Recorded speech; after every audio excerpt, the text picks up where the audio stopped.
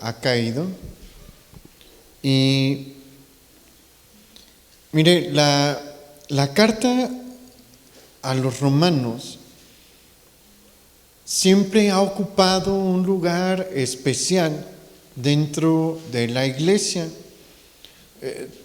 Tanto así que varios estudiosos, al hablar sobre ella, dicen que es la carta más importante jamás escrita. Y no son pocos los teólogos que la han abordado y que han comentado sobre ella, porque honestamente es una carta de suma importancia. Le voy a leer cómo se expresó Martín Lutero sobre esta carta. Él decía: esta epístola en realidad es la parte primordial del Nuevo Testamento y verdaderamente es el Evangelio puro. Merece no solo que todo cristiano la lea con el corazón, palabra por palabra, sino que también se ocupe de ella todos los días como si fuese el pan diario del alma. Nunca podemos excedernos en leerla o en reflexionar sobre ella, ya que mientras más nos involucremos con ella, más preciosa se volverá para nosotros y mejor sabor tendrá la lectura. Y algunos se preguntarán, bueno, ¿por qué es tan importante esta carta? La respuesta más sencilla y simple es que por su contenido, y pues obviamente sí, pero esa no es una respuesta satisfactoria. Sí, obviamente el contenido es lo más importante de ella, pero para entender esta carta y el valor que tiene, el valor de las enseñanzas que encontramos ahí, pues es importante que entendamos la razón por la cual Pablo fue movido por el Espíritu Santo a elaborar esta carta. ¿Cuándo la redacta? ¿Cuándo la escribe el apóstol Pablo? Aproximadamente en el 57 después de Cristo, al final de su tercer viaje misionero, cuando él ya está disponiéndose a ir a Jerusalén para ser aprendido, y posiblemente la redacta en la ciudad de Corinto o en la ciudad de Cencrea, que era la ciudad de Febe, una de sus colaboradoras, que fue la que llevó la carta a Roma.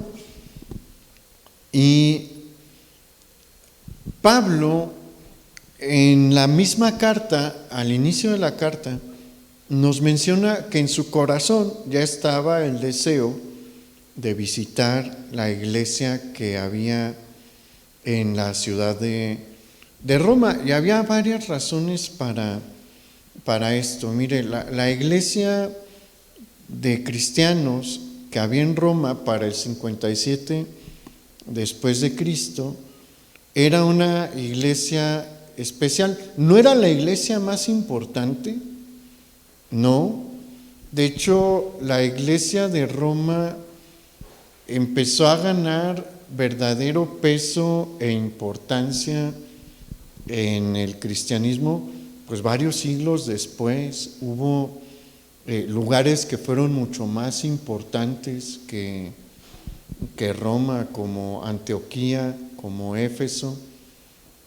¿Se acuerda de el libro de Apocalipsis, que empieza con las 7 cartas a las iglesias? ¿Está Roma entre esas 7 iglesias? No está ahí. Y es un escrito hecho, es el último escrito más bien el último mensaje del Señor Jesús hacia iglesias particulares del Nuevo Testamento, y Roma no está ahí. Bueno, porque Roma no es trascendente en este punto para el primer siglo, finales del primer siglo después de Cristo, que es cuando se redacta el Apocalipsis. Roma sigue siendo una iglesia pues que no tiene el peso de Éfeso, que no tiene el peso de Antioquía y otra Esmirna y otras iglesias importantes dentro del cristianismo. Sin embargo, Pablo entiende que hay potencial en la iglesia de Roma por una razón muy sencilla.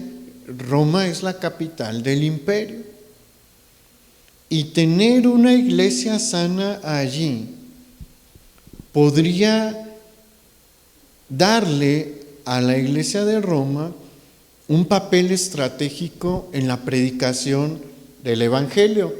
¿Se acuerda del dicho "todos los caminos conducen a Roma"? Era un dicho real, ya no crea que se lo inventaron los mexicanos, no es un dicho mexicano, es un dicho romano, muy antiguo, con varios milenios de antigüedad. ¿Y a qué me refiero con que era un dicho real? Efectivamente, en todo el imperio romano, en donde uno estuviese, uno podía preguntar: ¿cómo llego a Roma? Te dicen: pues agarras este camino y luego te pasas este camino y así, y ese te lleva a Roma. Toda la infraestructura de comunicaciones de este tiempo llevaba a Roma. Entonces, pues dispersar el evangelio desde ahí podía ser sencillo y podía ser útil. Entonces Pablo entiende esto y también entiende que esta iglesia, por el hecho de estar en la capital del Imperio Romano, iba a pasar por muchas pruebas y dificultades. Por eso era bien importante que contasen con una doctrina sólida. Aparte, la situación de la iglesia en Roma era muy particular. A pesar de ser una iglesia asentada en la capital del imperio, no fue fundada por ninguno de los apóstoles. A pesar de lo que quiera decir la iglesia católica romana, porque ellos tienen su propia historia, pero no hay evidencia alguna de que alguno de los 12 apóstoles la haya fundado. No existe. Y lo que pueda haber es con muchos siglos de posterioridad y probablemente, no probablemente, sino que tiene un carácter legendario. La verdad es que nadie sabe bien, nadie sabe a ciencia cierta cómo fue que la iglesia en Roma se fundó.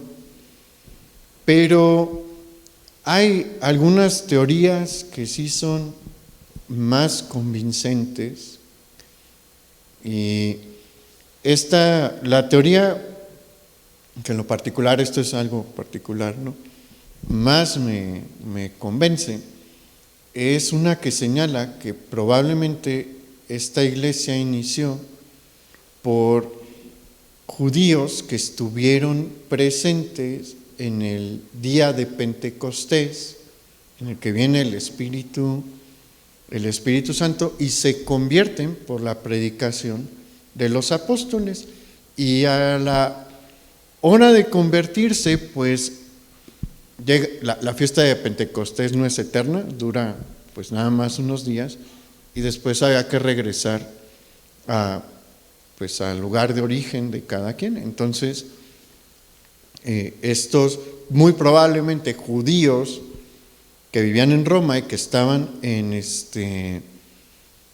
Jerusalén para este día de Pentecostés, pues vuelven a Roma y comienzan ahí a congregarse, y surge la iglesia de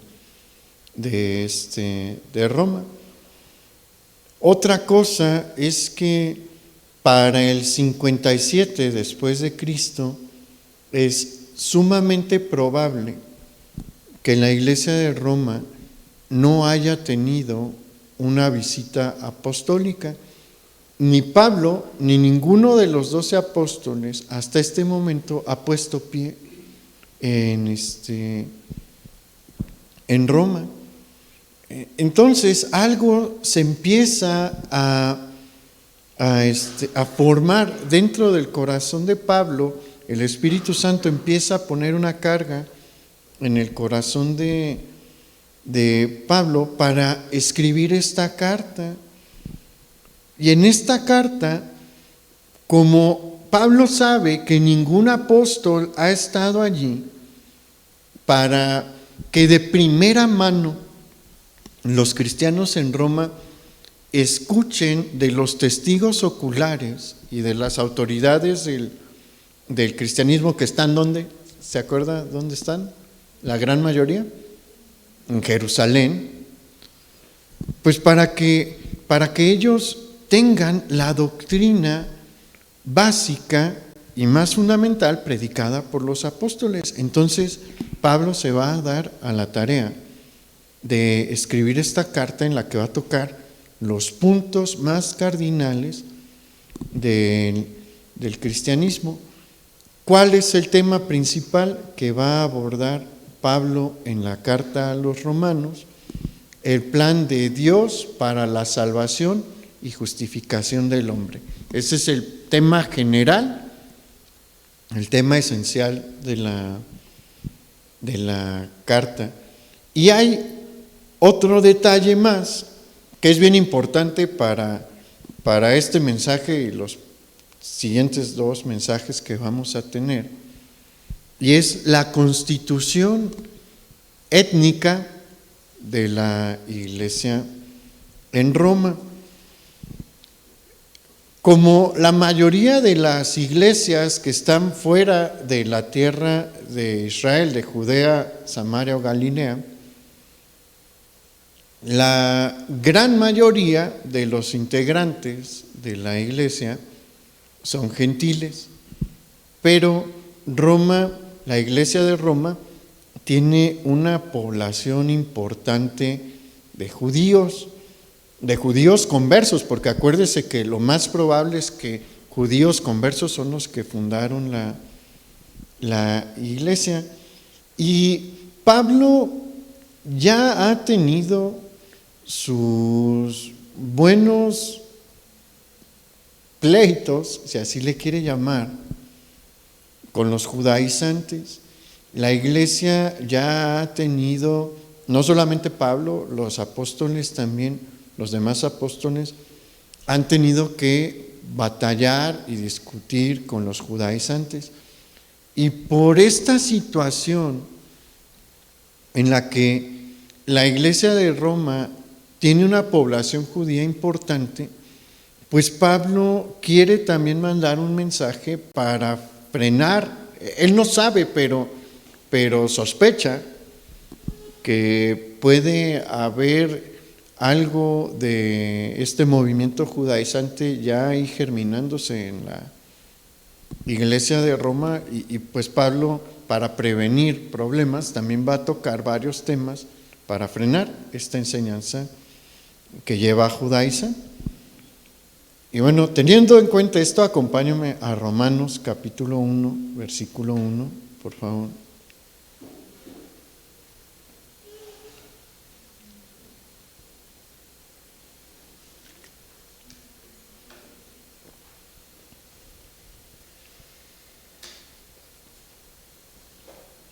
Romanos capítulo 1, versículo 1 dice: Pablo, siervo de Jesucristo, llamado a ser apóstol, apartado para el evangelio de Dios, que él había prometido antes por sus profetas en las santas escrituras, acerca de su Hijo, nuestro Señor Jesucristo, que era del linaje de David según la carne, que fue declarado Hijo de Dios con poder según el Espíritu de santidad por la resurrección de entre los muertos, y por quien recibimos la gracia y el apostolado para la obediencia a la fe en todas las naciones, por amor de su nombre, entre los cuales estáis también vosotros, llamados a ser de Jesucristo.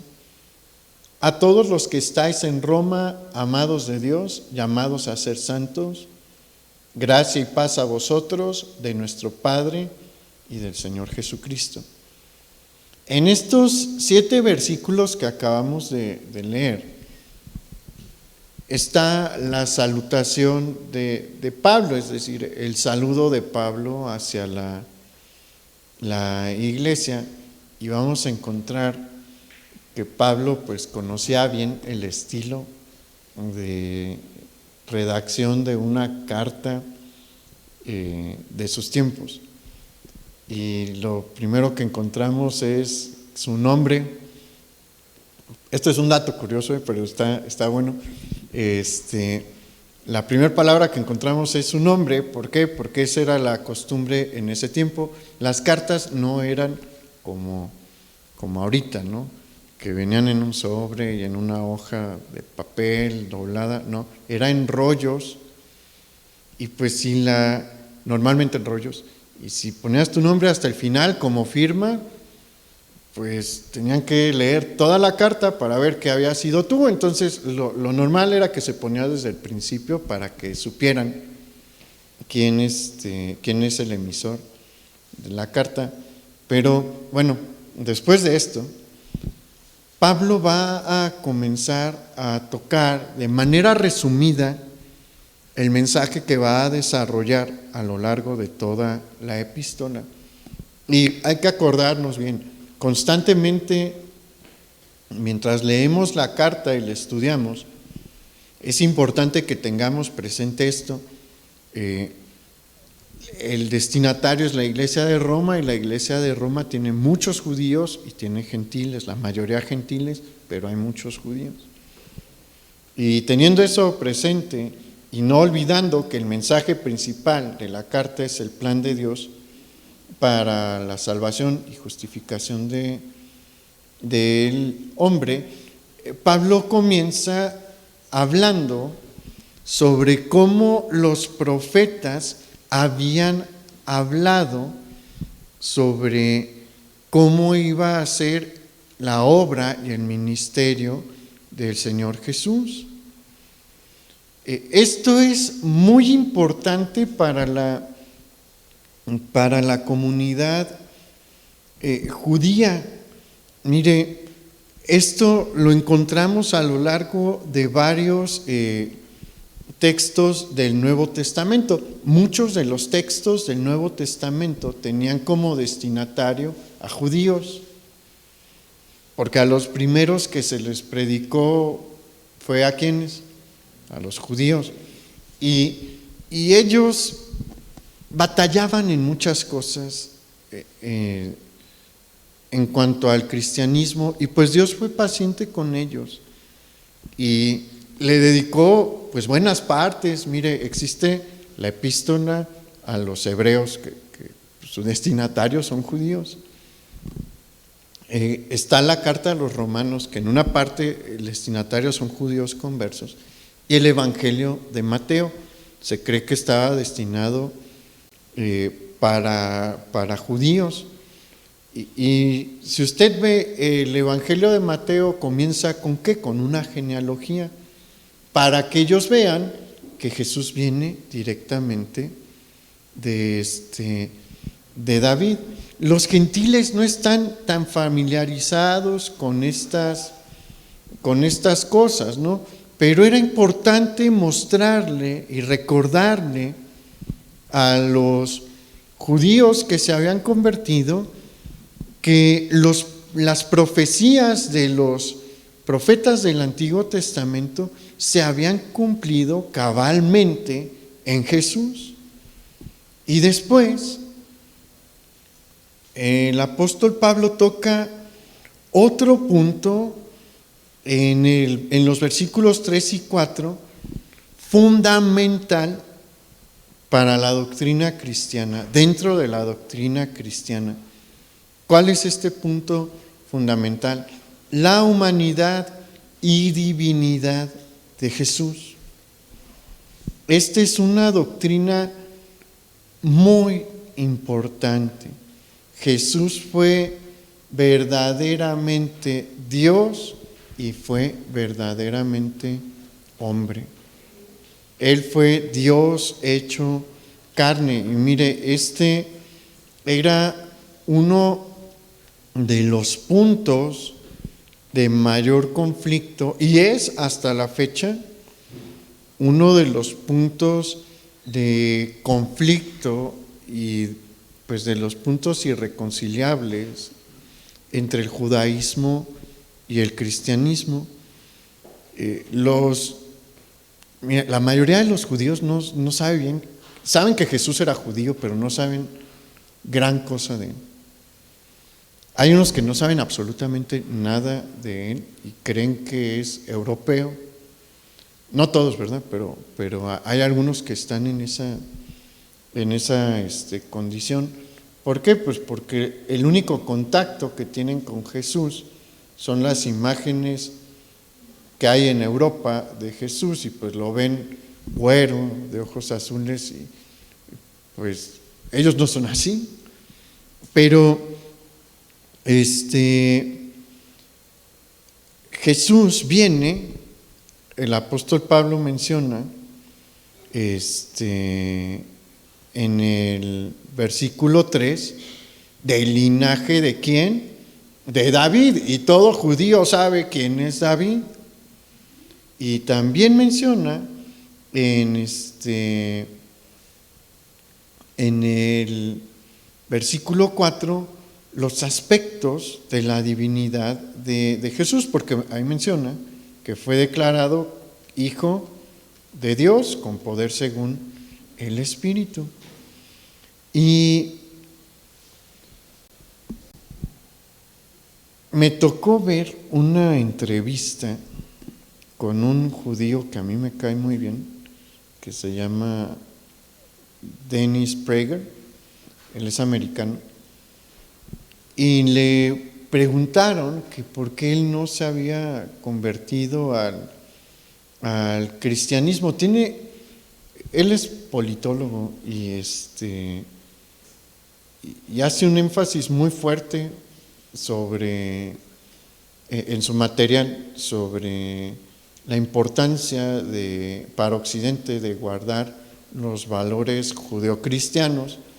Entonces hay muchos cristianos que ven sus videos, que compran sus libros, porque en materia de política y en estos temas es bastante bueno. Y en la entrevista le decía la que lo estaba entrevistando que él era el judío por el que más se oraba en todo Estados Unidos, y probablemente es cierto. Una buena parte de la comunidad cristiana pues le tiene un buen aprecio, y él no es hostil hacia el cristianismo, pero menciona en esta entrevista por qué no se ha convertido y menciona que él no cree que Jesús sea Dios. Ese es un punto de inflexión entre el judaísmo y nosotros, la divinidad de Jesús. Y a diferencia de lo que muchos afirman, Jesús sí declaró públicamente ser Dios. Vamos a ver dónde. Vamos a Marcos capítulo 14, versículo 60.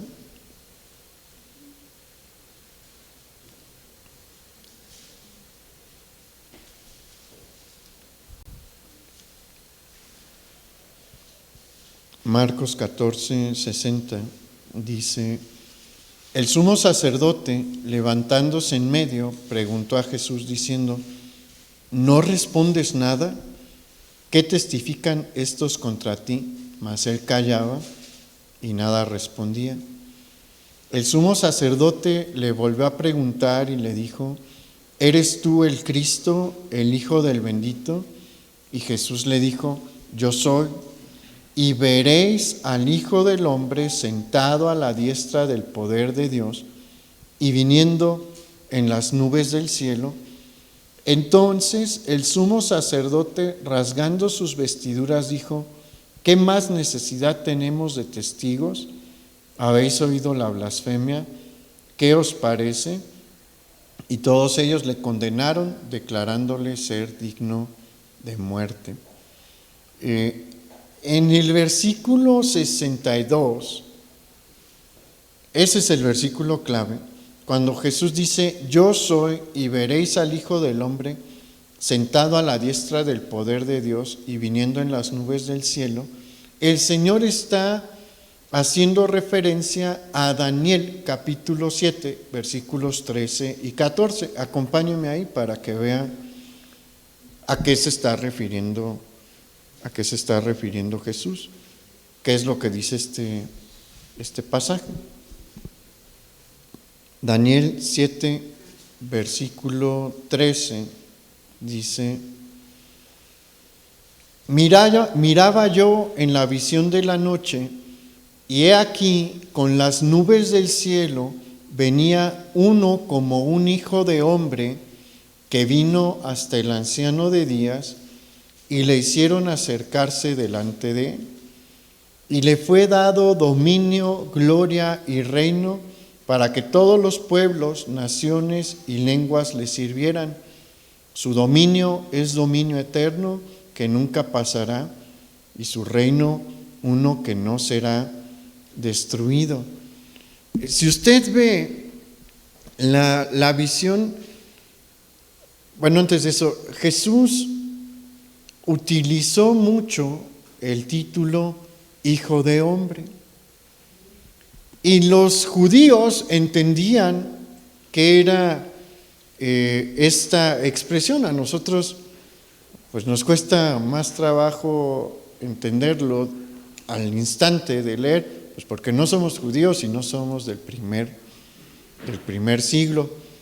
Pero los judíos del primer siglo entienden qué significa esta expresión. Mire, ¿por qué Jesús no utilizó en su declaración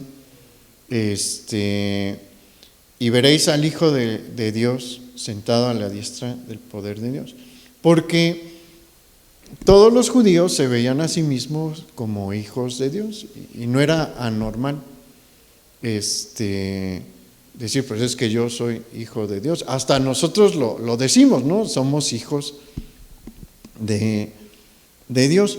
Pero el título, el Hijo del Hombre, como Jesús lo usaba, hacía referencia a este pasaje de Daniel capítulo 7. ¿Y quién es el Hijo del Hombre aquí?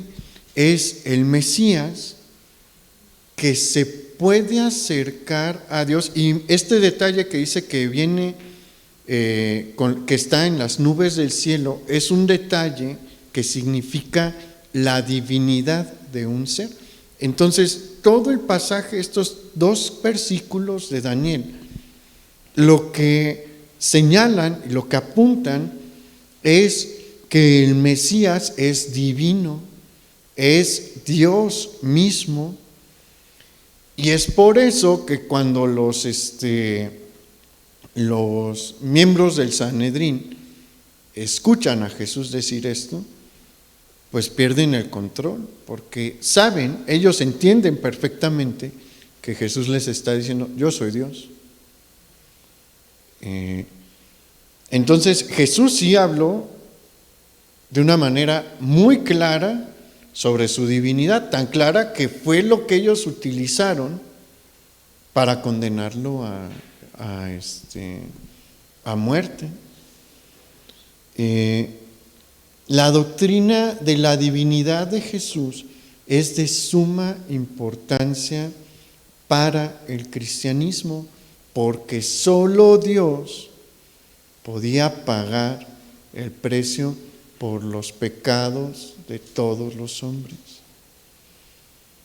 Y dentro de esta afirmación, porque Pablo está afirmando que Jesús es verdadero Dios y verdadero hombre, Pablo muestra una evidencia palpable para nosotros, sí, pero para ellos todavía más. ¿Cuál es esta evidencia que Pablo le presenta a los miembros de la iglesia de Roma? La encontramos en el versículo 4, que dice que fue declarado Hijo de Dios con poder según el Espíritu de Santidad por la resurrección de entre los muertos. La resurrección de entre los muertos de Jesús vindica, confirma que todo lo que Él dijo sobre su persona es real. Y la resurrección es también otro de los fundamentos, uno de los grandes pilares del cristianismo. Y acuérdense que estamos hablando del año 57 después de Cristo. ¿Se acuerdan qué año aproximadamente Jesús fue crucificado, resucitó y ascendió al cielo? Cerca del 33 después de Cristo. Entonces, son 24 años los que han pasado desde este evento. Todo está, aunque no lo crea, bueno, sí lo cree, porque ¿a poco no voltea atrás, 20 años atrás, y dice, ay, como que fue ayer?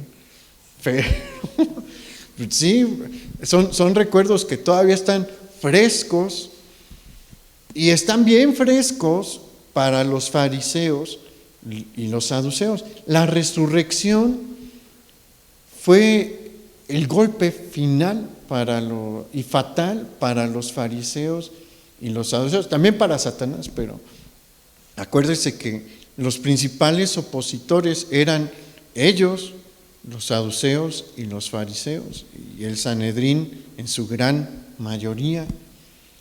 Y la resurrección los metió en un problemón, porque nunca pudieron encontrar el cuerpo de Jesús. Miren, no sé si le ha tocado ver o escuchar sobre el documental de James Cameron sobre la tumba donde está la tumba de Jesús. Cuando uno ve eso, dice, esto es una verdadera ridiculez, porque es una tumba que está en Jerusalén. ¿Usted cree que los fariseos y los saduceos, los sacerdotes, no se esforzaron por dar con el cuerpo de Jesús? Tenga por seguro que hicieron todo lo que estuvo en sus manos. ¿Y podían hacer mucho? Claro, ¿por qué? Porque eran los hombres más ricos de Israel, los hombres más poderosos de Israel, y tenían de su lado a la autoridad romana. Pilato no era amigo de los discípulos, Herodes no era amigo de los discípulos, pero sabían ellos dos que tenían que trabajar y maniobrar con el Sanedrín, porque ellos eran de mucha influencia con el pueblo, ¿no? En general, ellos tenían un control sobre la población. Tenga por seguro que hicieron todo lo que estuvo a su alcance, que movieron todos los hilos que pudieron mover, que pusieron a guardias y soldados romanos a buscar el cuerpo de Jesús, pero nunca lo pudieron presentar. Y los que dicen, pues es que los judíos desarrollaron un gran plan, eran hombres del vulgo, no eran no eran genios, la verdad, no que no les tengamos aprecio y cariño, les tenemos mucho aprecio y cariño, pero eran pescadores, la gran mayoría. No que los pescadores no sean inteligentes ni nada así, pero ¿usted cree que un grupo de pescadores y un cobrador de impuestos podían elaborar un plan para burlar a Roma? Mentes más brillantes nunca lo pudieron hacer. Por eso es que la resurrección le pegó al Sanedrín.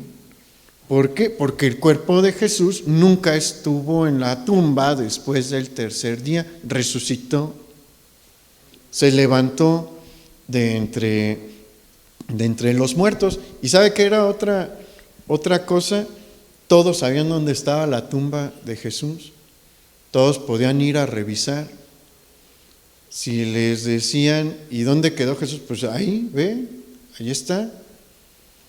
Era algo totalmente verificable, que generó una conmoción social, porque en uno de los interrogatorios que tuvo Pablo, cuando ya fue encarcelado, les dice, esto no se hizo en un rincón, se sabe bien qué fue lo que pasó. Por eso cuando uno ve esos documentales dice, ay, pues sí, si de verdad ese hubiera sido el cuerpo de Jesús, el Sanedrín lo hubiera sacado y dicho, ahí está el cuerpo de Jesús, ya paren. Nunca los pudieron detener. ¿Por qué? Porque nunca encontraron el cuerpo de Jesús. ¿Por qué? Porque Él está vivo. Miren, la verdad, por más que se le ataque, no deja de ser verdad.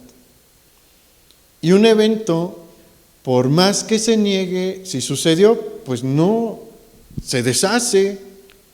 Pueden decir que yo no nací el 10 de agosto, pero por que lo digan no va a cambiar, que ese fue el día que nací. Y pueden escribirlo, Omar no nació el 10 de agosto, pero que digan lo que quieran, ¿no? Ese fue el día que nací. Lo que digan los demás no va a cambiar un evento que sucedió. Y a partir del versículo 8 hasta el versículo 14, esos no los vamos a leer, es donde Pablo expone su deseo por ir a Roma, pero pues no lo ha podido hacer hasta este punto. Pero acompáñenme al versículo 16, porque ese sí es importante ahorita para nuestro estudio. Dice, porque no me avergüenzo del Evangelio, porque es poder de Dios para salvación a todo aquel que cree, al judío primeramente y también al griego, porque en el Evangelio la justicia de Dios se revela por fe y para fe, como está escrito, mas el justo por la fe vivirá. Aquí en el versículo 16, Pablo afirma que el Evangelio es el único medio de salvación, tanto para los judíos como para los gentiles. Y en el versículo 17, Pablo nos menciona que la justicia del Evangelio se obtiene únicamente a través de ¿qué? De la fe. Mire, este versículo es poderosísimo y ha cambiado vidas. Y este versículo Dios lo utilizó para iniciar la Reforma protestante, porque Martín Lutero contó que cuando él estaba adquiriendo una indulgencia en Roma, subiendo la escalinata de Pilato, este era el versículo que él escuchaba en su mente, mas el justo por la fe vivirá. Mas el justo por la fe vivirá. Y cuando llega arriba, sigue retumbándole este versículo en la mente y se da cuenta de que eso era una mentira que iba en contra de lo señalado por las Escrituras, específicamente por esta en la carta a los romanos. Esta es una verdad importante que se va a seguir tocando a lo largo de la carta. El Evangelio es el único mensaje que salva. Y su salvación, la salvación que predica, la salvación que ofrece, se obtiene solo a través de una cosa, a través de la fe. Y es algo que debemos de tener bien presente. Hay lamentablemente cristianos que no saben defender su fe. Romanos nos da el fundamento más básico para poder defender nuestra fe cristiana. Hay quienes preguntan, y bueno, ¿y cuál es tu diferencia con el catolicismo? En estos dos versículos lo podemos exponer claramente con fundamento bíblico. Solamente el mensaje del Evangelio salva y la salvación se obtiene únicamente por fe. Bien, vamos ahora al versículo 18. A partir del versículo 18, Pablo va a tocar un punto importantísimo a la hora de compartir el Evangelio, y es la condición caída del ser humano y la ira de Dios que viene a consecuencia de esta condición caída. Mire, para aquellos que le comparten a otros, Pablo toca esto antes de hablar de la salvación por fe, o sea, de exponer bien la salvación por fe, porque es bien importante que la persona entienda cuál es su condición. Si no nos podemos ver como Dios nos ve sin el Señor, es bien difícil que nos queramos arrepentir.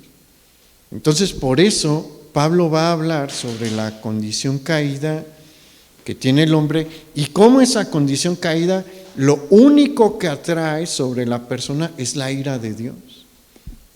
Vamos al versículo 18. Porque la ira de Dios se revela desde el cielo contra toda impiedad e injusticia de los hombres que detienen con injusticia la verdad, porque lo que de Dios se conoce les es manifiesto, pues Dios se lo manifestó. Porque las cosas invisibles de Él, su eterno poder y deidad, se hacen claramente visibles desde la creación del mundo, siendo entendidas por medio de las cosas hechas, de modo que no tienen excusa. Y aquí Pablo toca un punto bien importante porque, y vamos a retomar este punto la próxima semana también. Hay quienes dicen, bueno, es que no todo mundo tuvo acceso a la revelación de Dios. Y aquí este pasaje es importante porque Pablo comienza a decirnos, todo mundo ha tenido acceso por lo menos a un tipo de revelación de Dios. ¿Cuál es? Se le llama la revelación general. Existen dos tipos de revelación de Dios, la general y la especial. Después hablamos del especial. La revelación general de Dios se manifiesta por medio de la creación y todo mundo ha tenido acceso a la revelación de Dios a través de la creación. Mire, la creación es una voz estridente de Dios para todo ser humano, porque en ella encontramos un diseño hermoso y refinado. La creación es impresionante y aunque algunos científicos no, nos quieren vender otra cosa, esta tierra está hecha para nosotros. Las estrellas están hechas para nosotros.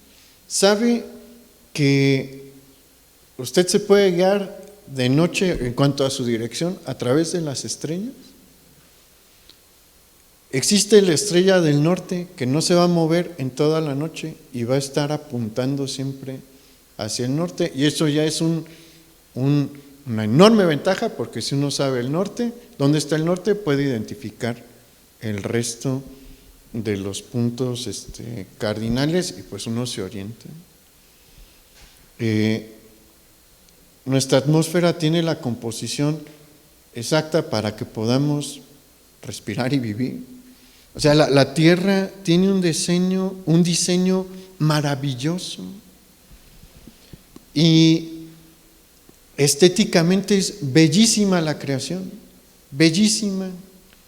¿Y quiénes somos los que la disfrutamos? Nosotros, no los changos, ni los rinocerontes, ni los cocodrilos, no.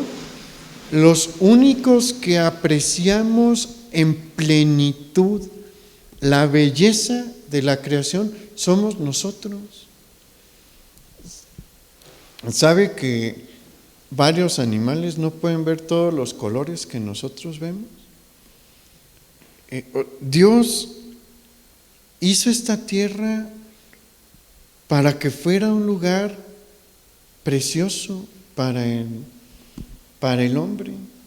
Los animales son bellísimos, todos. Puede que a algunos no le gusten, ¿no? A mí no me gustan las cucarachas, la verdad. Ni las serpientes, ni las arañas. Bueno, las grandes sí, pero las chicas no me caen bien, la verdad. La viuda negra me cae muy mal. Pero tengo un amigo que es su animal favorito, la araña. Pues cada quien, ¿no?, le encuentra belleza a las cosas, pero es que todo en la creación es precioso. Si usted ve los desiertos, aunque hace un calorón ahí, pero si ve un desierto en la noche con la luz de la luna, es precioso. Las montañas, los bosques, los mares.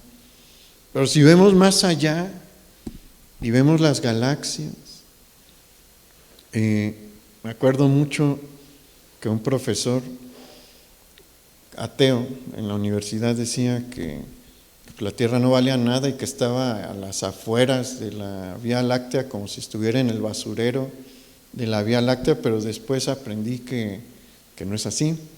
No podremos estar más adentro de la Vía Láctea porque la radiación impediría que se desarrolle la vida, y tampoco podríamos ver las estrellas.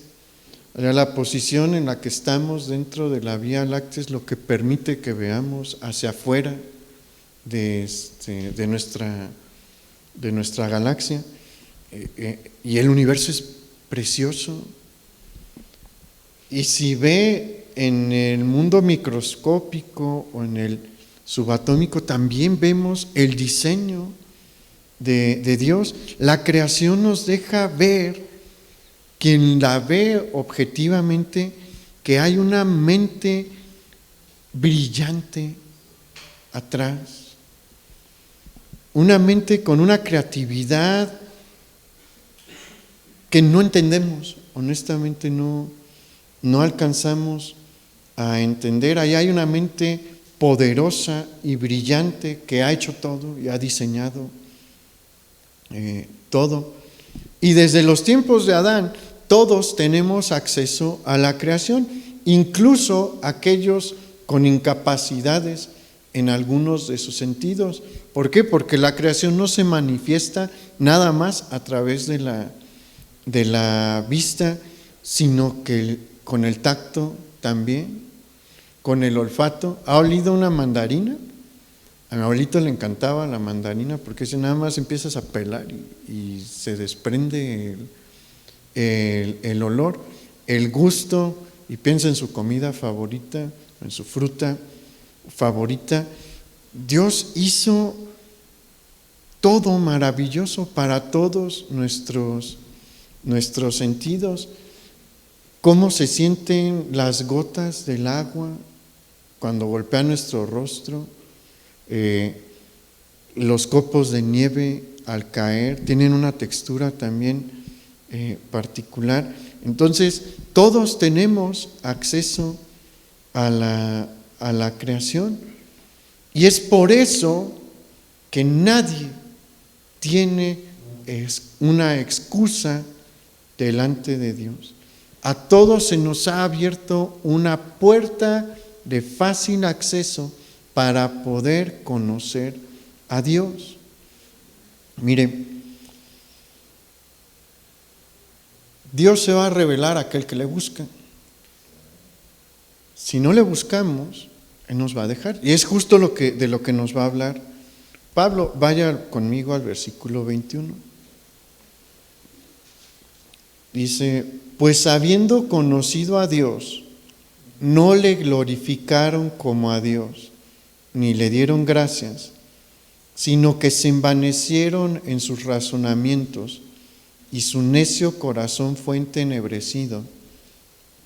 Profesando ser sabios, se hicieron necios y cambiaron la gloria del Dios incorruptible en semejanza de imagen de hombre corruptible, de aves, de cuadrúpedos y de reptiles.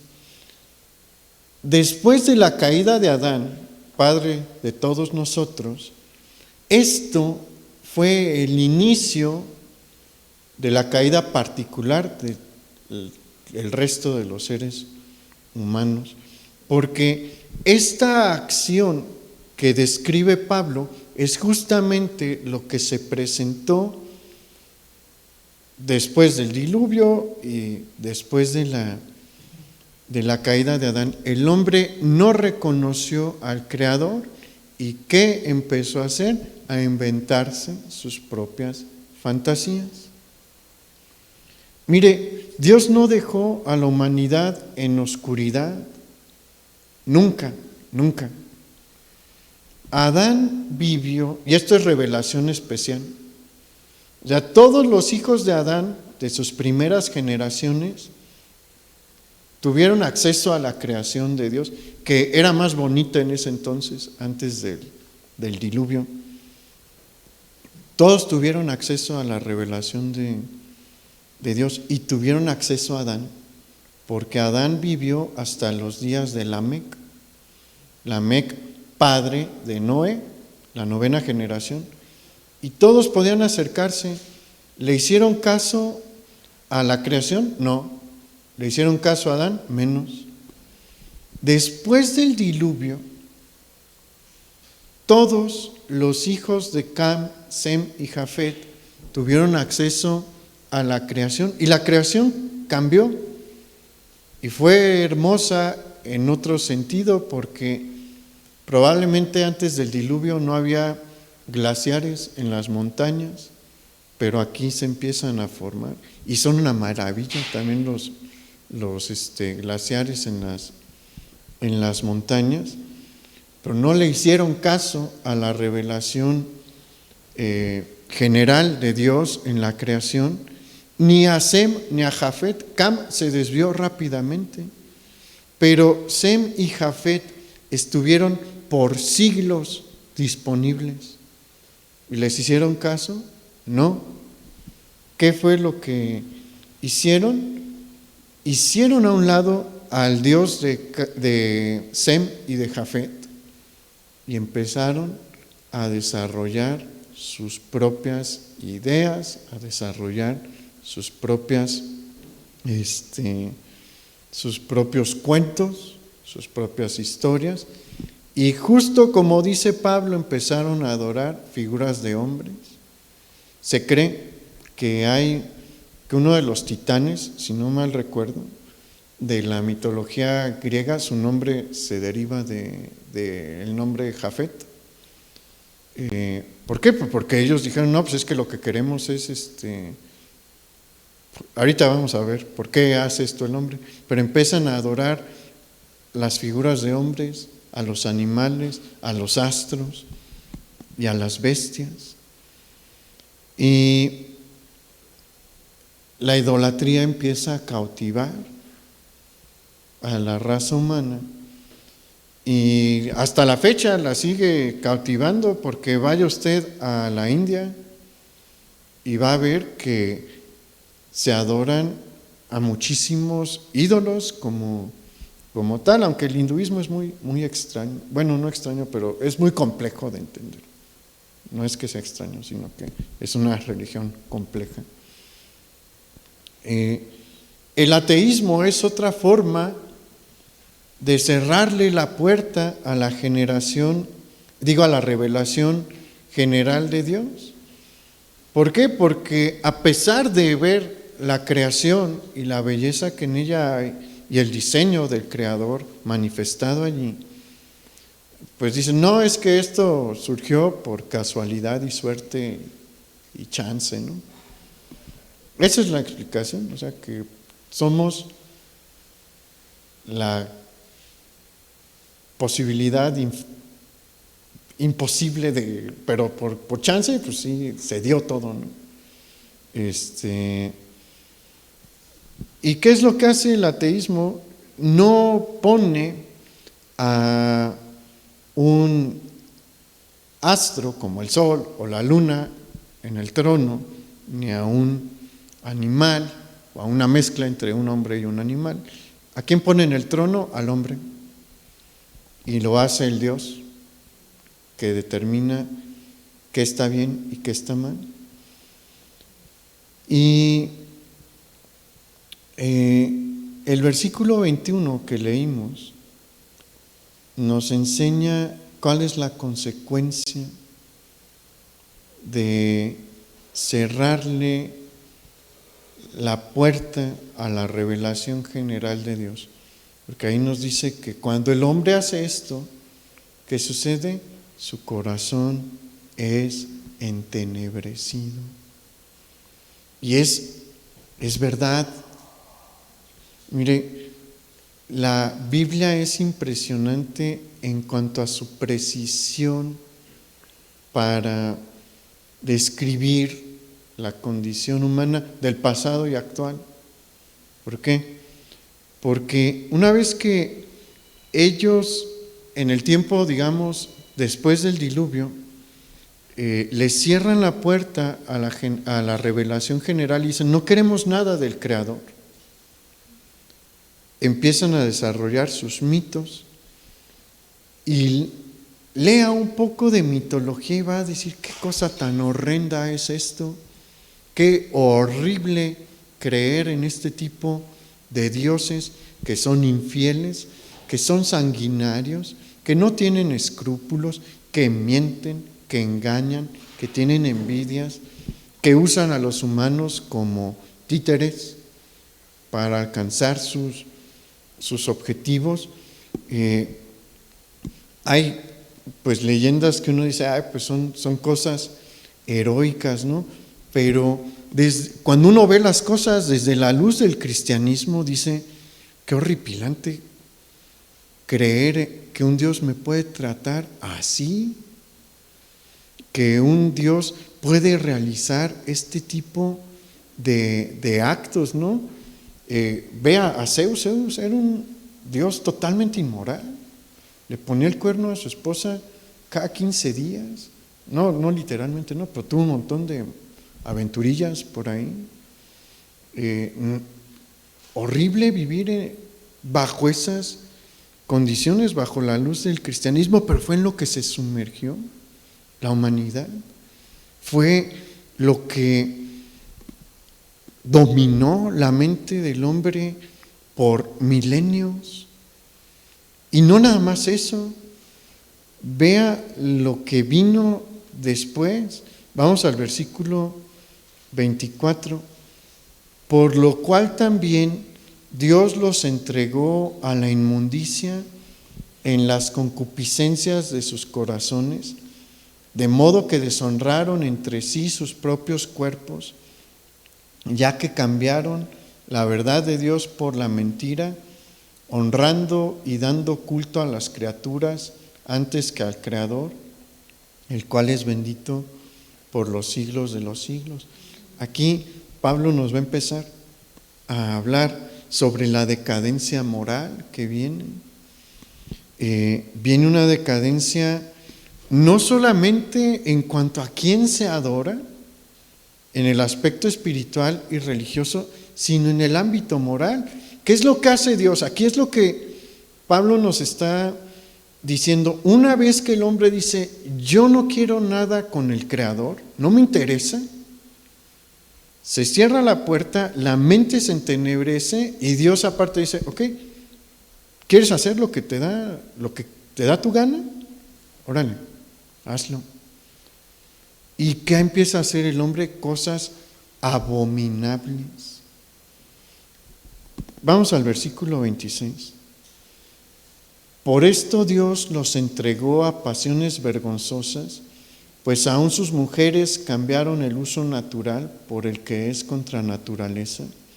Y de igual modo, también los hombres dejaron el uso natural de la mujer, se encendieron en su lascivia unos con otros, cometiendo hechos vergonzosos, hombres con hombres, y recibiendo en sí mismos la retribución debida a su extravío.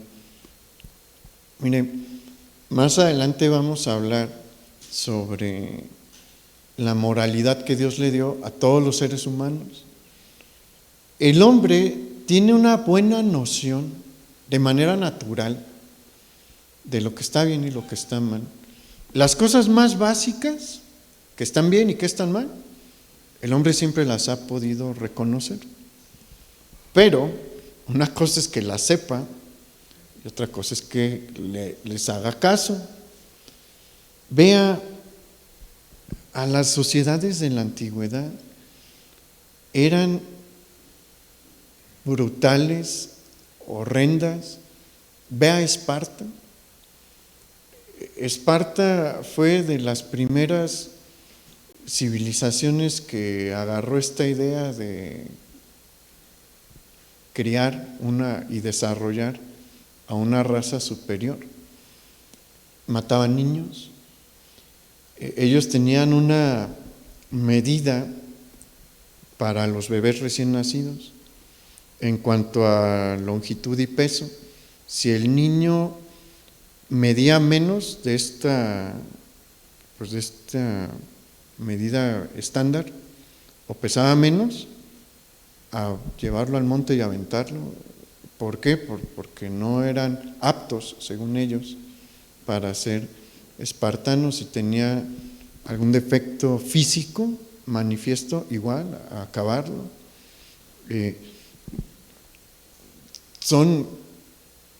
Miren, ni los animales hacen eso.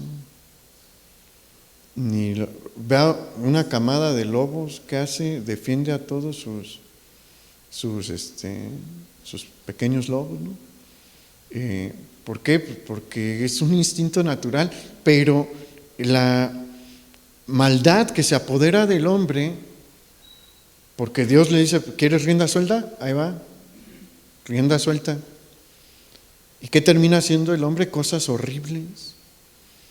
Y luego nos habla del aspecto sexual y nos menciona cómo el lesbianismo y la homosexualidad son cosas que se desarrollan, no porque el hombre sabe, o por lo menos sabía muy bien, muy bien, cómo funcionaba la reproducción entre hombre y mujer y para qué servían los aparatos reproductivos desde la antigüedad. O sea, si usted iba con un asirio o con un babilonio, con un sumerio, y les decía cómo se reproducen los hombres, pues con un hombre y una mujer a través del acto sexual. Para eso sirven esos órganos.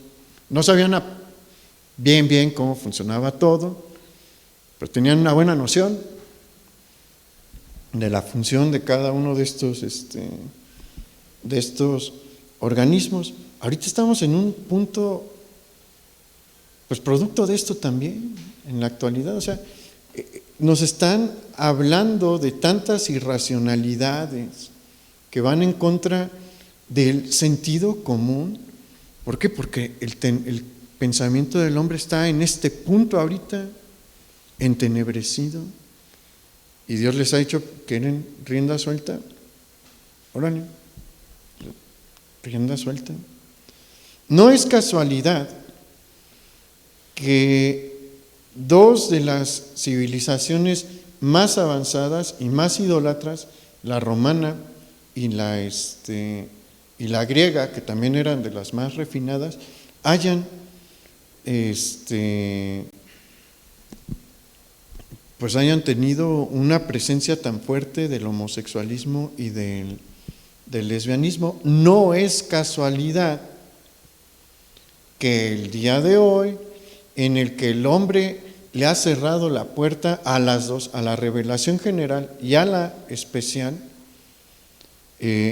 no es casualidad que nuevamente el lesbianismo y el homosexualismo estén teniendo un boom. No es casualidad que nuestra capacidad para distinguir entre el bien y el mal esté tan limitada y tan perdida en la sociedad occidental. Le platicé ahorita de los espartanos. ¿Qué estamos haciendo con el aborto?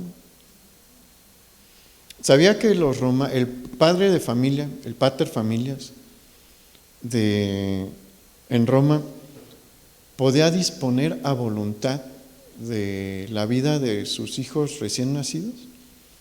Si no pues el aborto no era algo que se discutiera en ese tiempo, pero sí se practicaba el homicidio del neonato. Si el padre de familia decía, yo quería un hombre, es mujer, mátenla, o él mismo la podía matar ahí, y no era algo raro. O se enfadaba de un hijo, decía, llévenlo al bosque, que ahí se pierde. Y no era algo extraordinario, era algo bien común. Había merodeadores en los bosques que nada más estaban viendo a ver si encontraban algún niño para esclavizarlo, para venderlo como esclavo. Y vea cómo nuestra sociedad por ahí va. ¿Por qué? Porque ha dicho, no quiero nada del Creador y no me interesa su revelación especial. Dios dice, ¿no te interesa? Que te consuma que consuman las tinieblas tu mente y hazte daño tú mismo. El principal enemigo del hombre es el hombre. Somos los que más sabemos cómo hacernos daño, pero no termina todo allí. Vamos a terminar, vamos al versículo 28. Y como ellos no aprobaron tener en cuenta a Dios, Dios los entregó a una mente reprobada para hacer cosas que no convienen, estando atestados de toda injusticia, fornicación, perversidad, avaricia, maldad, llenos de envidia, homicidios, contiendas, engaños y malignidades, murmuradores, detractores, aborrecedores de Dios, injuriosos, soberbios, altivos, inventores de males, desobedientes a los padres, necios, desleales, sin afecto natural, implacables, sin misericordia, quienes habiendo entendido el juicio de Dios, que los que practican tales cosas son dignos de muerte, no solo las hacen, sino que también se complacen con los que las practican. Esta es la situación de la humanidad hoy. Mire, por eso le digo que la Biblia es impresionante en cuán precisa es a la hora de describir al hombre y su condición actual. Esto se escribió hace casi 2000 años y es como una descripción de lo que sucede hoy. ¿A quién admiran las personas? ¿A los bien portados o a los maleantes? Porque mire, tal vez no admiran a los narcos, la mayoría, pero la mayoría de las estrellas de cine y televisión son maleantes. a los que les toleran todo. Mire, busque, si no sabe quién es Ezra Miller, ese es un maleante en todo lo que... Y anda libre y ganando millones de dólares y haciendo películas. Esa es la condición del mundo actual. Pero ¿cuál es la gran tragedia? Que no solamente el hombre se está autodestruyendo, todo lo que está haciendo para su perjuicio en esta tierra va a ser juzgado por Dios y va a hacer que Dios derrame su ira sobre ellos. Esta es la condición en la que está el hombre, pero hay una solución que viene a través del mensaje del Evangelio, pero de eso vamos a hablar más adelante. Vamos a orar. Bendito Padre,